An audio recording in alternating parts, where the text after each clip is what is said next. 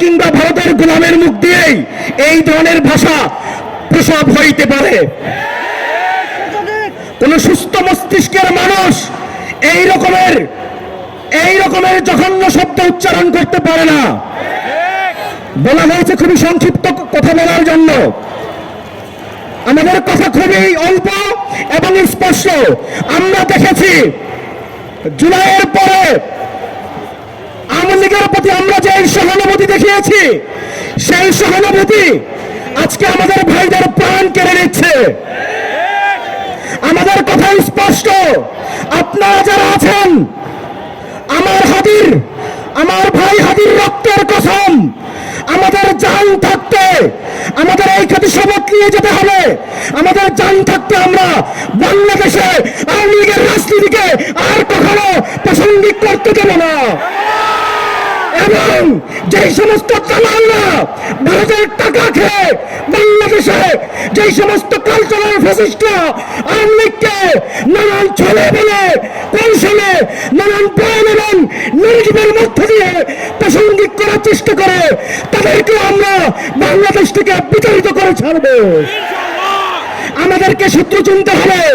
আমাদের প্রকাশ্য সূত্র হচ্ছে আওয়ামী লীগ, আর তার চেয়ে বড় সূত্র হচ্ছে সেই কালচারাল ফ্যাসিস্টরা যারা আওয়ামী লীগের পক্ষে বয়ান উৎপাদন করে। আমরা দেখেছি হাদি ভাইকে গুলি লাগার পরে এখন পর্যন্ত ৭৪ ঘন্টা অতিবাহিত হয়েছে। আমাদেরকে বলা হয় আমরা নাকি রাষ্ট্রের আইনের প্রতি শ্রদ্ধাশীল না, আমরা নাকি ল ভায়োলেন্স করার কথা বলি, আমরা নাকি এমন কথা বলি যেটা হচ্ছে আইন বিবর্জিত কথা।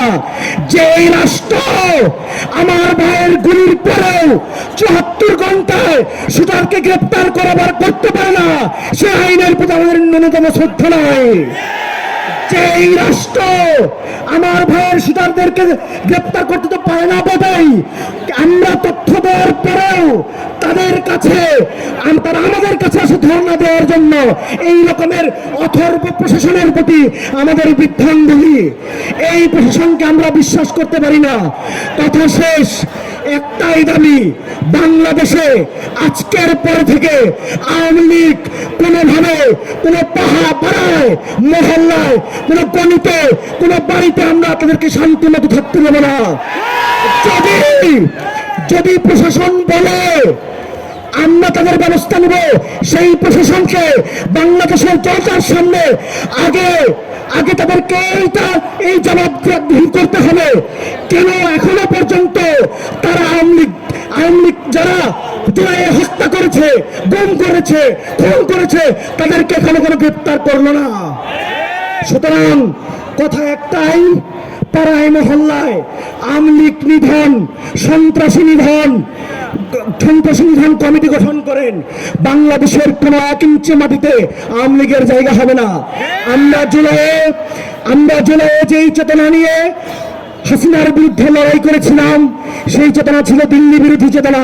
আমি একটু স্লোগান দিয়ে শেষ করে দিব, সবার গলায় আওয়াজ হবে, এই দিল্লি না ঢাকা, দিল্লি না ঢাকা, এই চালো রে চালো, চালো রে চালো, দিয়েছি তো রক্ত, দিয়েছি তো রক্ত, রক্তের বন্যায় দিয়েছি তো রক্ত, রক্তের বন্যায়। নারে তাকবীর, নারে তাকবীর, নারে তাকবীর।